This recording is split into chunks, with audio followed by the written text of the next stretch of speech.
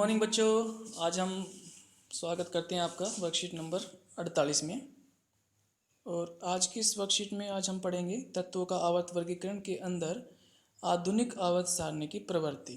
देखिए, आधुनिक आवर्त सारणी के बारे में आपने पढ़ लिया, लेकिन उसकी प्रवृत्ति किस प्रकार की है जिससे आपको उसके बारे में क्या क्या नॉलेज मिलती है, किन बातों का पता लगता है, वो सब हम आज के वर्कशीट में पढ़ने वाले हैं। और बच्चों, ये वर्कशीट आपके लिए बहुत ही इंपॉर्टेंट होने वाली है, क्योंकि जितने भी क्वेश्चंस आते हैं ना, ज़्यादातर वो यहीं से आते हैं। आपके सामने एक टेबल रख दी जाती है और आपको प्रवृत्ति के बारे में बताना पड़ता है। प्रवृत्ति में कुछ बातें इंपॉर्टेंट होती है, जैसे मैं बताता हूँ कि किसी भी तत्व की वहाँ पर क्या संयोजकता हो सकती है, उनका साइज क्या हो सकता है, परमाणु का साइज क्या होगा, तो या उसके बाद में वो धातु है या अधातु है, ये सब हमें इस टॉपिक से पता लगेगा, आज की वर्कशीट से पता लगेगा।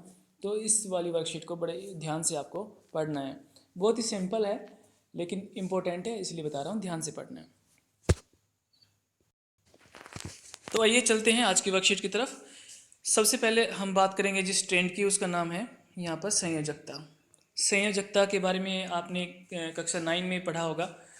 9वीं क्लास में जब हमने इसके बारे में पढ़ा है बच्चों, तो वो आपको थोड़ा बहुत भूल भी गए होंगे, तो मैं दोबारा से बता देता हूँ कि संयोजकता क्या होता है। देखो, जब कोई भी तत्व अपने संयोजन की जो क्षमता रखता है, उसके पास में जो भी संयोजन क्षमता होती है, संयोजन क्षमता का मतलब क्या है, जब किसी दूसरे तत्व के साथ में आबंध बनाता है तो उस दौरान उसे एक काम करना जरूरी होता है। आबंध तो तब बनेगा जब उसके साथ में कुछ संबंध बनेगा, और संबंध बनाने के लिए, आबंध बनाने के लिए उसे या तो इलेक्ट्रॉन देने पड़ते हैं या लेने पड़ते हैं, या फिर साझेदारी करनी पड़ती है, जो आप कार्बन के चैप्टर में पढ़ चुके हैं।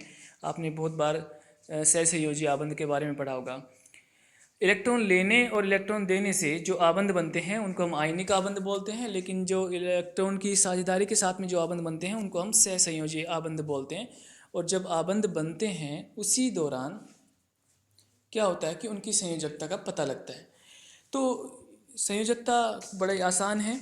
मैं यहाँ पर कुछ टेबल में एक एग्जाम्पल भी दिया गया है, उसकी बात करते हैं। देखिए, तत्वों की संयोजन क्षमता को उसकी क्या बोलते हैं, संयोजकता बोलते हैं। संयोजकता कहते हैं बाह्यतम कोश को।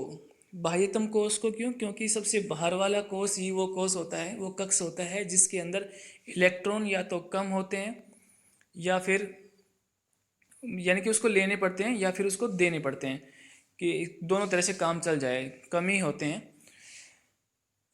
बाह्यतम कोश को पूरा करने के लिए तत्वों को जितने इलेक्ट्रॉन लेने, देने या साझा करने की जरूरत होती है, वह तत्वों की संयोजकता कहलाती है। तो बच्चों, मैंने तीन ही बातें बताई थी यहाँ पर, इलेक्ट्रॉन को लेने की, इलेक्ट्रॉन को देने की या इलेक्ट्रॉन को साझा करने की।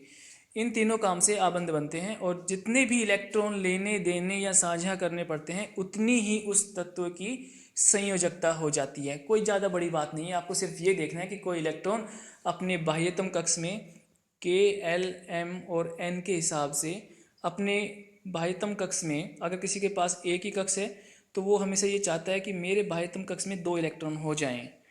मान लीजिए हाइड्रोजन आपके पास में है, हाइड्रोजन के पास 1 इलेक्ट्रॉन होता है और कक्ष भी एक ही है, क्योंकि 1 इलेक्ट्रॉन तो पहले ही कक्ष में, यानी कि पहले ही कोष में आ जाएगा।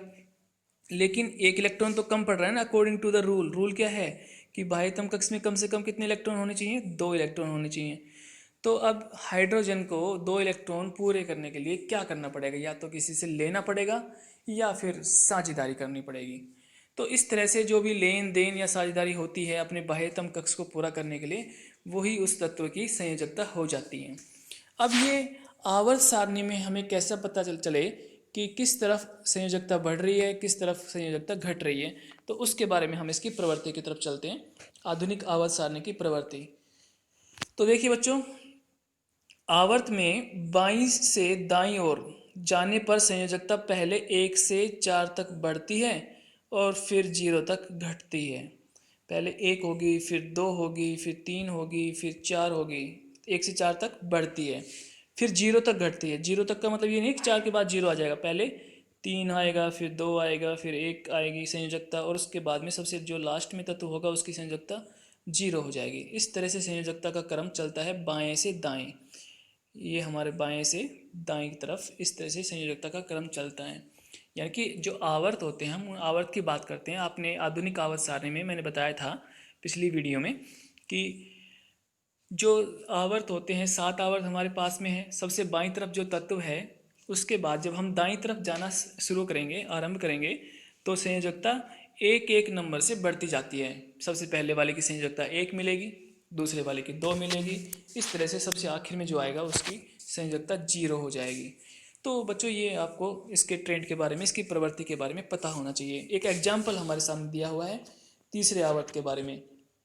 तीसरे आवर्त में जितने भी इलेक्ट्रॉन आते हैं, जितने भी तत्व आते हैं, यहाँ पर दिए हुए हैं sodium, magnesium, aluminium, silicon, phosphorus, sulphur, chlorine और आर्गन।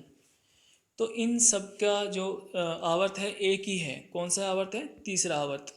लेकिन इनकी जो संयोजकता है वो किस तरह से दिखाई गई है? सोडियम की 1, मैग्नीशियम की 2, एल्यूमिनियम की 3, सिलिकॉन की 4, फॉस्फोरस की 3, यानी कि 1 से 4 तक बढ़ गई है, अब घटने वाली है। फॉस्फोरस की 3, सल्फर की 2, क्लोरीन की संयोजकता 1 हो गई है और आर्गन की 0 हो गई। तो जो क्रम मैंने अभी बताया था आपको, उसी क्रम में इनका बढ़ना और घटना हुआ है। तो ये हमेशा सही होगा आवर्त सारणी में, आधुनिक आवर्त सारणी में। तो आपको संयोजकता के बारे में समझ में आ गया होगा बच्चों। अब देखिए, मैं इनको एक बार आपको बता भी देता हूँ कि जिन बच्चों को कक्षा 9th का वो टॉपिक याद नहीं है, वो सारणी याद नहीं है, उनको याद दिलाता हूँ थोड़ा सा। देखो, मान लीजिए, मानना क्या है उसमें, तो सोडियम का आपको पता है कि परमाणु क्रमांक कितना होता है, इलेक्ट्रॉन कितने होते हैं इसके पास? 11 होते हैं। मैग्नीशियम में 12 होते हैं, एल्यूमिनियम में 13 होते हैं, सिलिकॉन में 14, फॉस्फोरस में 15, सल्फर में 16, क्लोरीन में 17 और आर्गन में 18 होते हैं। ठीक है, तो ये इनके इलेक्ट्रॉनों की संख्या हो गई है। अब अगर हम बात करते हैं इनके इलेक्ट्रॉनिक विन्यास की,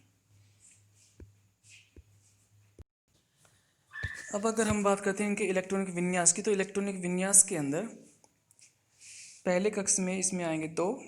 सोडियम की अगर बात करें तो 2, फिर 8 और फिर 1। तो संयोजकता जो आखिरी में है, सोडियम क्या करेगा, इसके अंतिम कक्ष में, यानी कि सबसे बाह्यतम कक्ष में, या तो इसको 7 इलेक्ट्रॉन चाहिए, क्योंकि यहाँ पर तीसरे कक्ष में जो हमारा रूल है KLMN के साथ में, तो पहले में 2, दूसरे में 8, तीसरे में 8 और चौथे जो कक्ष होता है उसमें भी 8 इलेक्ट्रॉन पूरा करना चाहते हैं। हर तत्व की ये ज़रूरत होती है।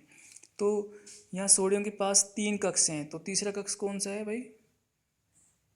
M वाला। तो कितने इलेक्ट्रॉन चाहिए उसको? अंतिम कक्ष में 8 चाहिए। अब इसके पास में 2 कंडीशन है, या तो ये 7 इलेक्ट्रॉन किसी से ले ले, या फिर ये 1 इलेक्ट्रॉन भी किसी को दे दे, ताकि जो बचे हुए कक्ष हैं वो पूरी तरह से भर जाएं, वो एकदम उत्कृष्ट गैस विन्यास प्राप्त कर लें। तो आपको मैं एक बात और बता देता हूँ कि जब भी इलेक्ट्रॉन देने पड़ते हैं या फिर लेने पड़ते हैं, तो उसमें ऊर्जा काफ़ी खर्च होती है।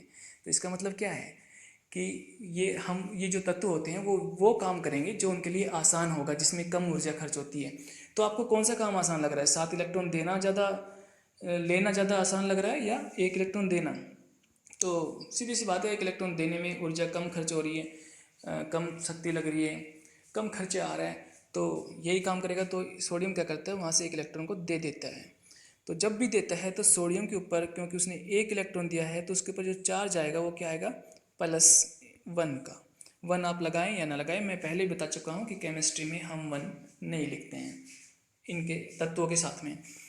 तो देखिए, ये जो 1 आया है, इसका मतलब क्या है कि इसने 1 इलेक्ट्रॉन दिया हुआ है। प्लस साइन ये बताता है कि इलेक्ट्रॉन दिया था। तो लेकिन हमें संयोजकता में लेने और देने से कोई मतलब नहीं है, हमें तो सिर्फ इस एक को देखना है कि उसने 1 इलेक्ट्रॉन का हेर फेर किया है। तो संयोजकता भी क्या होने वाली है इसकी? 1 ही होने वाली है। तो संयोजकता के साथ में कभी प्लस माइनस लगाने की आपको जरूरत नहीं है, नहीं लगती है, सिर्फ 1 लिख देना है सिंपली। इसके बाद अगला पॉइंट है, समूह में संयोजकता समान रहती है। तो ये बात बहुत ही आसान है, समूह में संयोजकता समान रहती है। देखो, मान लीजिए एक समूह हमारे पास में, जिसमें सोडियम, उसके बाद में पोटेशियम, और इससे पहले आता है लिथियम। देखो, लिथियम का जो परमाणु क्रमांक है वो क्या है? 2, 1। सोडियम का क्या है? 2, 8 और 1। पोटेशियम का क्या है? 2, 8, 8 और 1। तो सबसे आखिर में जो बाह्यतम कोश है उसमें 1 इलेक्ट्रॉन तीनों में आ रहा है। इस तीनों एक ही समूह के तत्व हैं। तो यहाँ पर जो संयोजकता हो जाती है वो तीनों की क्या हो जाती है? 1 हो जाती है, क्योंकि ये आराम से एक इलेक्ट्रॉन को त्याग कर सकते हैं। तो एक ही समूह में रहने वाले जितने भी तत्व हैं उन सब की संयोजकता समान रहती है। ये बात यहाँ पर बताई गई है, ऐसे आपको समझना है। इसके बाद में जो अगला पॉइंट है उसकी अगर बात करें तो उसमें लिखा हुआ है परमाणु साइज। तो यहाँ पर क्या है, परमाणु साइज से परमाणु की त्रिज्या का पता चलता है। और ये लाइन इंपॉर्टेंट है बच्चों, इसको ध्यान से पढ़ना। परमाणु के केंद्र से उसके सबसे बाहरी कोश की दूरी ही परमाणु के साइज को दर्शाता है। यानी कि कोई परमाणु है जिसके केंद्र में न्यूट्रॉन और प्रोटॉन रहते हैं, इसके बाद एक कोश आया, दूसरा कोश आया, तीसरा कोश आया, मान लीजिए 3 कोश हैं इसके पास में। तो सबसे बाह्यतम कोश से लेकर और नाभिक के बीच में जो दूरी बनती है उसी से हमें किसका पता लगता है, परमाणु साइज का। जिसके अंदर एक कोश है उसका साइज छोटा होगा, जिसके अंदर 2 कोश है उसका साइज बड़ा होगा, जिसके अंदर 3 कोश है उसका साइज सबसे बड़ा होगा, जिसके अंदर 4 कोश हो जाते हैं उसका साइज और बड़ा हो जाएगा। तो जितने कोश बढ़ते रहेंगे उतना ही साइज भी बढ़ता रहेगा। प्रॉब्लम तब आती है जब कोष की संख्या बराबर हो, कोषों की संख्या बराबर होती है। फॉर एग्जांपल मान लीजिए हमारे पास में सोडियम है और एक मैग्नीशियम है। सोडियम में नाभिक हो गया न्यूट्रॉन और प्रोटॉन वाला, इसके बाद में पहला कोष, फिर दूसरा कोष, फिर तीसरा कोष। क्योंकि सोडियम की जो इलेक्ट्रॉनों की संख्या होती है वो 11 होती है। तो आपको पता है कि पहले कोष में 2 इलेक्ट्रॉन आएंगे, दूसरे में 8 आएंगे और तीसरे में 1 आएगा, 11 हो गए। मैग्नीशियम की अगर बात करते हैं तो मैग्नीशियम में नाभिक के बाद में न्यूट्रॉन प्रोटॉन पहले नाभिक में आते हैं, उसके बाद में पहला कोष, फिर दूसरा कोष, फिर तीसरा कोष। तो यहाँ पर क्या है कि पहले कोष में 2 इलेक्ट्रॉन, के कक्ष में 2 ही आते हैं, एल में 8 आते हैं और एम में 8 आते हैं, लेकिन यहाँ पर 2 ही इलेक्ट्रॉन है क्योंकि 12 होता है परमाणु क्रमांक मैग्नीशियम का। अगर ऐसा आपके सामने दिख जाए कि 3 ही कोष सोडियम में है और 3 ही कोष मैग्नीशियम में है, तो आपसे ये पूछा जाए कि किसका जो परमाणु साइज है वो छोटा है या किसी का कौन से का साइज परमाणु साइज बड़ा है, तो आपको कैसे पता लगेगा। तो देखो बच्चों क्या होता है कि मैग्नीशियम के अंदर जब 2 इलेक्ट्रॉन होते हैं तो 2 इलेक्ट्रॉन के ऊपर आपको पता है कि कौन सा चार्ज होता है, माइनस का। और अंदर जो नाभिक है उसके अंदर प्रोटॉन होता है, प्रोटॉन पे कौन सा चार्ज होता है, प्लस का। न्यूट्रॉन के ऊपर कोई भी चार्ज नहीं होता है। तो नाभिक में प्लस वाले चार्ज का एक बैठा हुआ है और एक जो बाहर का सबसे बाह्यतम कोष है उसमें एक माइनस चार्ज वाला बैठा हुआ है। तो दोनों एक दूसरे की तरफ आकर्षण करेंगे। तो इसी आकर्षण के लिए हम क्या करते हैं कि मैग्नीशियम के जो 2 इलेक्ट्रॉन है वो ज़्यादा पावर के साथ में नाभिक के साथ में जुड़े रहेंगे, यानी कि उसको खींच के रखेंगे। इससे क्या होगा कि परमाणु का साइज थोड़ा सा क्या हो जाएगा, छोटा हो जाएगा, क्योंकि 2 इलेक्ट्रॉन नाभिक की तरफ आकर्षित हो रहे हैं, इसलिए नाभिक को जो बाह्यतम कोष है वो ज़्यादा करीब अपने खींच लेता है। इसके बाद में अगर हम बात करते हैं सोडियम की, सोडियम में 1 इलेक्ट्रॉन है बाहर, तो 1 इलेक्ट्रॉन बेचारा कितना जोर लगाएगा उसको आकर्षित करने के लिए, तो थोड़ा सा कम, 2 इलेक्ट्रॉन के कंपैरिजन में कम उसकी तरफ आकर्षित होगा, तो इसका साइज क्या रहेगा, थोड़ा सा बड़ा रहेगा। तो बच्चों जब हम बाएं से दाएं तरफ जाते हैं तो साइज धीरे धीरे क्या होता है, बड़े से छोटा हो जाता है, यानी कि घटता है। बाएं से दाएं जाएंगे तो साइज घटता है, साइज घटता है, और अगर ऊपर से नीचे जाएंगे तो साइज बढ़ता है। तो ये बच्चों ये बात आपको ध्यान रखनी है कि ऊपर से नीचे साइज बढ़ेगा परमाणु का, और बाएं से दाएं जाएंगे तो साइज घटेगा। यहाँ पर यही बात लिखी हुई है, तो उसको थोड़ा सा देख लेते हैं। देखो क्या लिखा हुआ है, आवर्त में बाईं से दाईं ओर जाने पर परमाणु त्रिज्या घटती है। तो हमने भी ये बताया क्योंकि नाभिक में आवेश के बढ़ने से यह इलेक्ट्रॉनों को नाभिक की ओर खींचता है, जिससे परमाणु का साइज घटता जाता है। उदाहरण के लिए यहाँ पर आप देख सकते हैं कि जो सोडियम है उसका जो परमाणु साइज है पिकोमीटर में 186 दिया हुआ है, फिर मैग्नीशियम का 160, फिर 143, 118, 110, 104, 99। क्या हुआ, साइज घटता जा रहा है बाएं से दाएं जब हम आवर्त में जाते हैं, लेकिन जब ऊपर से नीचे जाते हैं तो साइज क्या होता है, बढ़ता है। क्यों बढ़ता है भाई, देखो सिंपल सी बात होती है। अगर हमारे पास में ऊपर से नीचे अगर हम बात करते हैं तो सबसे पहले हाइड्रोजन आता है, फिर लिथियम आता है, फिर सोडियम आता है, फिर पोटेशियम आता है, फिर रुबिडियम आता है, फिर सीजियम आता है, फिर फ्रांसियम आता है। देखो हाइड्रोजन के पास कितने इलेक्ट्रॉन, 1 कक्ष, कितने, 1 कक्ष। लिथियम के पास में 2 और 1 यानी कि 2 कक्ष हैं। तो यहाँ पर क्या हुआ, इसका नाभिक, फिर एक कक्ष, फिर दूसरा कक्ष, दो कक्ष हो गए। सोडियम के पास में एक नाभिक, फिर एक कक्ष, दो कक्ष, तीन कक्ष। और अगर पोटेशियम की बात करें तो नाभिक के बाद में एक कक्ष, दो कक्ष, तीन कक्ष और चार कक्ष। यानी कि हर बार आप देख रहे हो यहाँ पर एक कोष था, यहाँ दो कोष हैं, यहाँ तीन कोष हैं, यहाँ चार कोष हैं। तो कोष से नाभिक के बीच में दूरी लगातार बढ़ती जा रही है। तो इसका मतलब क्या हुआ कि जब हम ऊपर से नीचे आएंगे तो साइज भी बढ़ता जाएगा, क्योंकि कोष ही जब नंबर से बढ़ गए हैं, एक एक नंबर से बढ़ते जा रहे हैं, तो उनका साइज भी बढ़ता जाएगा। बहुत आसान है इसको समझना, तो आपको समझ में आ गया होगा। इसके बाद में हम बात करते हैं समूह में। जो लिखा हुआ है यहाँ पर, समूह में ऊपर से नीचे आने पर परमाणु का साइज बढ़ता है। क्यों बढ़ता है? क्योंकि नए कोषों की संख्या बढ़ जाती है। पहले एक कोष था, फिर दो कोष हुए, फिर तीन, इस तरह से साइज बढ़ता जाता है, जिससे कि नाभिक और बाहरी कोष की दूरी बढ़ती जाती है। समूह एक हमें दिखाया गया है सोडियम लिथियम का 152 पिकोमीटर है, सोडियम का 186 है, पोटेशियम का 231 है, रुबिडियम का 244 है और सीजियम का 270 है। तो क्या हो रहा है यहाँ पर, धीरे धीरे साइज बढ़ता जा रहा है। तो यही मैंने बताया, क्योंकि एक एक कोष बढ़ता जा रहा है तो नाभिक से दूरी भी बढ़ती जाएगी सबसे बाह्यतम कोष में रहने वाले इलेक्ट्रॉन की, इसलिए साइज के साथ साथ उसका साइज बढ़ता जा रहा है। अब अगली प्रवृत्ति की बात करते हैं। अगली प्रवृत्ति हमारे पास में क्या है? धात्विक गुणधर्म। बच्चों साइज के आधार पर हम धात्विक गुणधर्म निकाल सकते हैं, इसको ध्यान से देखना। आसान है। अगर आपको साइज के बारे में पता लग गया है, समझ में आ गया है, तो धात्विक गुणधर्म कुछ भी नहीं है बेचारे। धात्विक गुण का अर्थ है किसी तत्व के परमाणु द्वारा इलेक्ट्रॉन त्यागने की क्षमता। जो भी तत्व इलेक्ट्रॉन जितनी जल्दी त्याग कर देगा वो उतना ही ज़्यादा धात्विक हो जाएगा। धात्वीय आवर्त सारणी में बाईं तरफ है। तो आपने अगर पुरानी वीडियो देखी है जिसमें मैंने अब आधुनिक आवर्त सारणी को दिखाया है, उसमें बाईं तरफ जितने भी तत्व हैं वो सारी धातुएं हैं, दाईं तरफ जितने भी तत्व हैं वो अधातुएं हैं, और बिल्कुल बीच में जो हैं वो उपधातुएं होती हैं। ये आपको मैंने पहले बता दिया था। जिन बच्चों ने नहीं देखा है वीडियो उसको जरूर देखना एक बार। देखो मेन पॉइंट क्या है कि किसी तत्व के परमाणु द्वारा इलेक्ट्रॉन त्यागने की क्षमता को उसका धात्विक गुणधर्म कहते हैं। अब अगर आपके सामने एक एग्जाम्पल रख दिया जाए सोडियम का, जिसका परमाणु क्रमांक 11 होता है और जो इलेक्ट्रॉनिक विन्यास है वो क्या होता है 2, 8 और 1। मैग्नीशियम का क्या होता है? मैग्नीशियम के परमाणु क्रमांक 12 होता है और उसका जो इलेक्ट्रॉनिक विन्यास है वो होता है 2, 8 और 2। तो बच्चों नाभिक के साथ में आपको पता है कि 3 कोष होते हैं, ये नाभिक है उसका।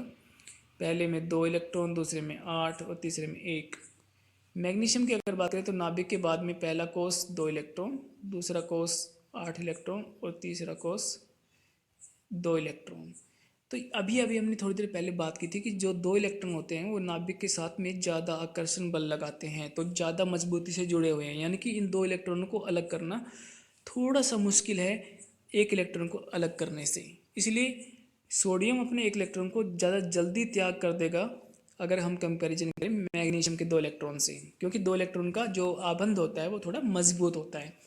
ऐसे ही अगर 3 इलेक्ट्रॉन होंगे एल्यूमिनियम में, 4 इलेक्ट्रॉन होंगे सिलिकॉन में, तो जितने इलेक्ट्रॉन बढ़ते रहेंगे उतना ही आबंध मजबूत होता रहेगा नाभिक के साथ में, आकर्षण इलेक्ट्रॉनों का बढ़ता रहेगा। तो जिसमें जितने कम इलेक्ट्रॉन वो उतना जल्दी ही त्याग कर देगा, और जो जितना जल्दी त्याग कर देगा वो उतना ही ज़्यादा क्या होगा? धात्विक होगा, वो उतना ही ज़्यादा धातु वाला होगा। तो जब हम बाएं से दाएं जाते हैं तो धात्विक गुण घट जाता है, क्योंकि आपको पता है कि जो जितना जल्दी त्याग कर देगा वो उतना ही ज़्यादा क्या होगा? धात्विक होगा। सोडियम जल्दी त्याग कर देता है तो सोडियम ज़्यादा धात्विक है। मैग्नीशियम थोड़ा सा लेट करता है क्योंकि ज़्यादा आकर्षण है, इसलिए ये इसका धात्विक गुण घट जाता है। एल्यूमिनियम थोड़ा सा कम धात्विक है, सिलिकॉन तो धात्विक है ही नहीं। इसके बाद में एक कौन आ गई? अधातु आ गई है। तो धीरे धीरे पीछे दाईं तरफ क्या आ जाते हैं? अधातु आ जाते हैं, और जो बाईं तरफ होते हैं वो क्या होते हैं? वो धातु होते हैं। यही बात यहाँ पर लिखी हुई है। यहाँ पर एक पॉइंट पढ़ लेते हैं। आवर्त में बाईं से दाईं ओर जाने पर धात्विक गुण कम हो जाता है, क्योंकि इलेक्ट्रॉन का नाभिकीय आवेश बढ़ता है और इलेक्ट्रॉन त्यागने की प्रवृत्ति घट जाती है। तो बच्चों यहाँ पर जो इलेक्ट्रॉन त्यागता है वो धातु होता है, और जिनकी प्रवृत्ति घटती जाती है उसका धात्विक गुण भी घट जाता है।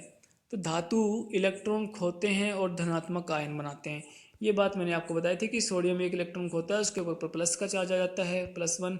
मैग्नीशियम 2 इलेक्ट्रॉन का त्याग करता है तो उसके ऊपर +2 आ जाएगा। एल्यूमिनियम 3 इलेक्ट्रॉन का त्याग करता है तो उसके ऊपर +3 आ जाएगा। तो इस तरह से क्या होता है, क्योंकि वो इलेक्ट्रॉन त्याग कर रहे हैं इसलिए वहाँ पर जो चार्ज आ रहा है वो किस में आ रहा है, प्लस में। जो देता है वो प्लस में होता है, जो लेता है वो माइनस में होता है। तो धातुएं जितनी भी होती है वो सारी की सारी धनात्मक आयन बनाती है, अतः धातु विद्युत धनात्मक तत्व कहलाते हैं। अब इसके बाद में अगर हम बात करते हैं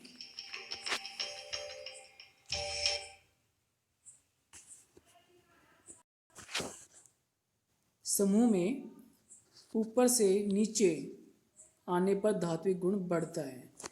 ऊपर से नीचे आएंगे धात्विक गुण बढ़ेगा, क्योंकि पहले सबसे पहले क्या था, हाइड्रोजन था, एक ही कक्ष था, उसके बाद में लिथियम था, नाभिक के बाद में 2 कोष हो गए हैं, उसके बाद में सोडियम था हमारे पास में जिसमें 3 कोष हो जाते हैं, नाभिक, फिर पहला कोष, दूसरा कोष, तीसरा कोष। जितनी दूर रहेंगे ना नाभिक से बच्चों, उतनी जल्दी इलेक्ट्रॉन को वो त्याग कर सकते हैं। क्यों कर सकते हैं, क्योंकि नाभिक और बाह्यतम कोष के बीच में दूरी बढ़ जाती है, जिससे कि उनके आकर्षण कम होता है। दूरी बढ़ेगी तो आकर्षण कम रहेगा। अब आकर्षण कम रहेगा तो इलेक्ट्रॉन आसानी से अलग हो सकते हैं। देखो, हाइड्रोजन के बाह्यतम कोष में भी एक इलेक्ट्रॉन, लिथियम के बाह्यतम कोष में भी एक इलेक्ट्रॉन, और सोडियम के कोष में भी, बाह्यतम कोष में एक इलेक्ट्रॉन होता है। लेकिन कौन सा जल्दी त्याग करेगा, जो ज़्यादा दूर होगा वही तो ज़्यादा त्याग करेगा ना भाई। जो ज़्यादा पास में है इसका मतलब उसका जो आबंध है वो थोड़ा मजबूत है, इसलिए जितना नीचे जाते रहते हैं वो उतना जल्दी इलेक्ट्रॉन त्याग करता है और उसका धात्विक गुण उतना ही ज़्यादा होता है। इसलिए सबसे पहले समूह में जो सबसे नीचे आता है उसका धात्विक गुण सबसे ज़्यादा होता है, और वो है फ्रांसियम। फ्रांसियम सबसे ज़्यादा धात्विक है। और अगर हम बाईं से दाईं तरफ जाते हैं तो क्या होता है वो देखने वाली बात होती है। देखो, जब हम बाईं से दाईं तरफ जाएंगे, यहाँ पर लिखा भी होगा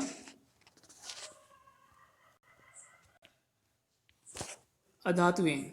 अधात्विक गुण दोनों क्या होते हैं, अधात्वें विद्युत ऋणात्मक होती है, क्योंकि उनमें इलेक्ट्रॉन ग्रहण कर आबंध बनाने की प्रवृत्ति होती है।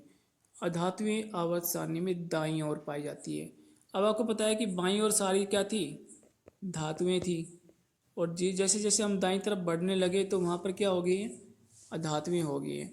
क्यों हो गई है भाई, क्योंकि ये अपने बाह्यतम कोष से इलेक्ट्रॉन को त्याग करने में उतना आसानी से त्याग नहीं करते जितनी आसानी से धातुएं कर देती है, और धातु वही होती है जो आसानी से जल्दी त्याग कर देती है, अधातुएं नहीं करती है। तो जब हम बाईं से दाईं तरफ जाते हैं तो इलेक्ट्रॉनों को त्याग करना मुश्किल हो जाता है। क्यों हो जाता है, क्योंकि जो नाभिक होता है उसके बाद में जो बाह्यतम कोष है, मान लीजिए 3 कोष हैं यहाँ पर, और इस तीसरे कोष में 8 इलेक्ट्रॉन है, 1 इलेक्ट्रॉन, 2 इलेक्ट्रॉन, 3, 4, 5, 6, 7 और 8।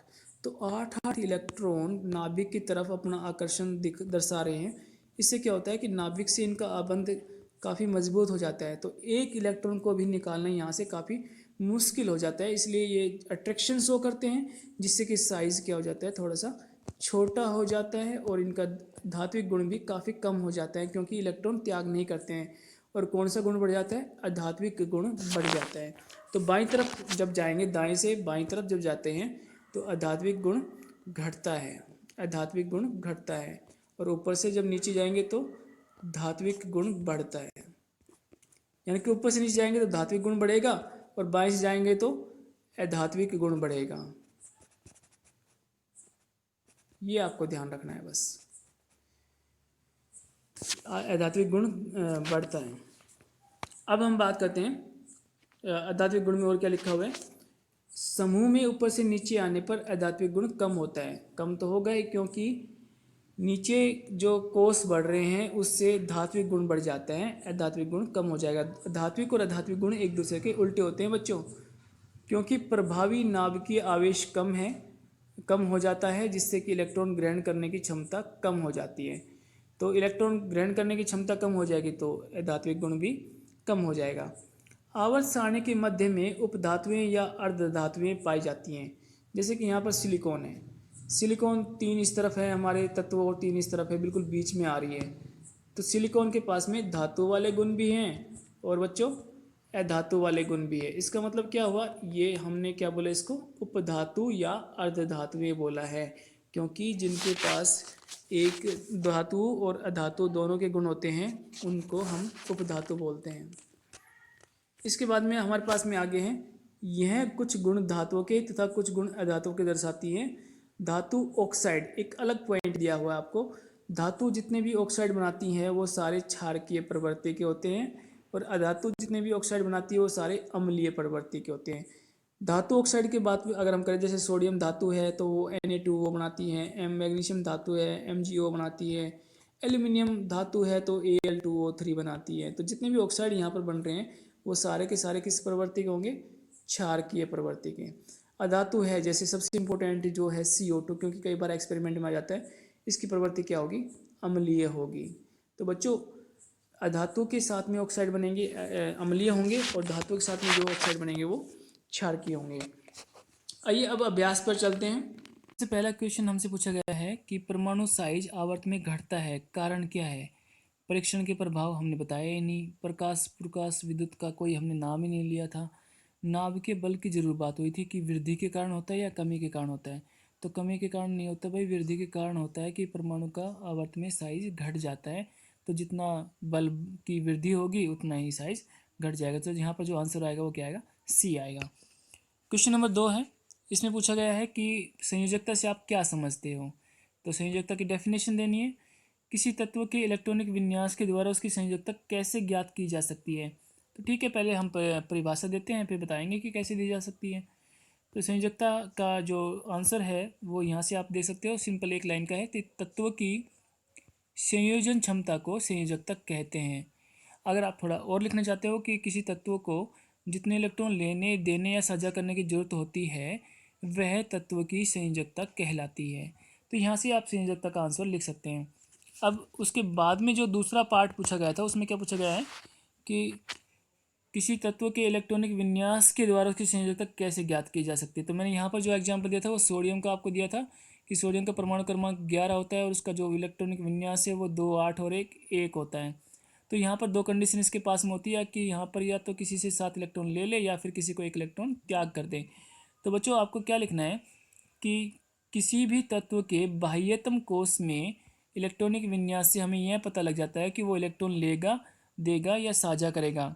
तो जितने इलेक्ट्रॉन वो लेन देन या साझा करता है उससे हमें उसकी संयोजकता का पता चल जाता है। ये पॉइंट आपको यहाँ लिखना है।